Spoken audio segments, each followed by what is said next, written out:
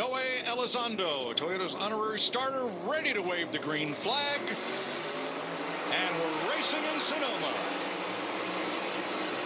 Great jump right off the bat with Denny Hamlin.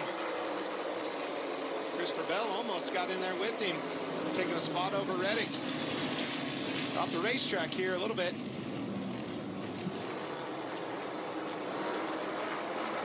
You see Reddick fighting back really hard on the outside of Christopher Bell.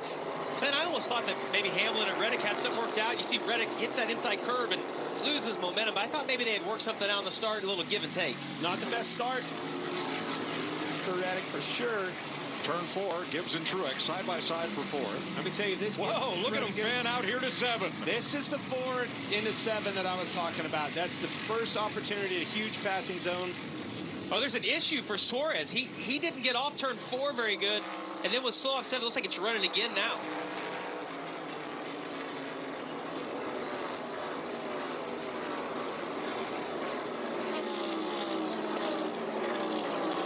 Starting to get it sorted out here up front.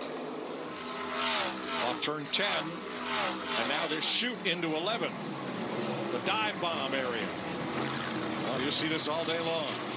Yeah, you see all those guys went down to the bottom to block, and McDowell kind of thought about trying to make that outside work. If they stack up enough, you can go to the outside and maybe get beside one of those and get a row or two. Hamlin leads lap 1.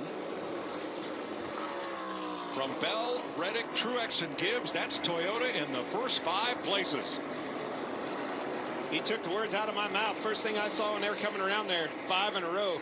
Stacked them Toyotas up. Allmendinger, he's holding strong right there in 6th.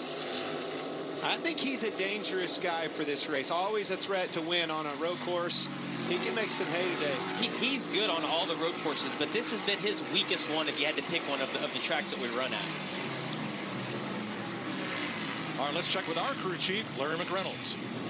Let's take a look at the Sonoma race analysis, Mike. 110 laps, 219 miles.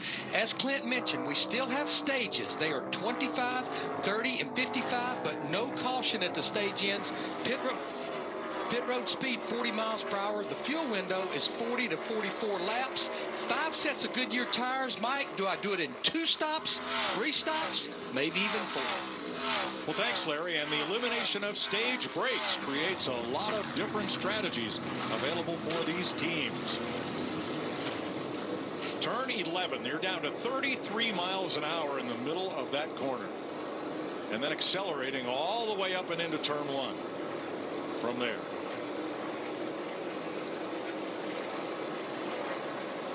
Then you climb the hill to 2. Go downhill into turn 3, and there's some new asphalt, Jamie, in turn 3, where they've done some patching and repaving right at the apex of that corner. Give you a little more grip, a little more run there. Yeah, and Mike, I was shocked. Clint and I did go take a lap around the track this morning. I let Clint drive, shockingly, and we couldn't believe how rough the track has gotten over the last few years. I know they had some erosion issues in certain parts of the track. You talk about that new pavement, but overall, the whole track, a huge bump right here on the exit of turn 4, just as you get to that wall. You know, Clint, if you're Denny Hamlin right now, you're wanting to go, but the key to this race and what we're going to talk about the entire race is just managing those rear tires. So Denny Hamlin right now, maybe he could run a little quicker, but he's just managing that gap based on where Christopher Bell is behind him. We are told Daniel Suarez thinks he might have missed a shift, and if that happened, overrev the engine, that could be trouble. Whoa!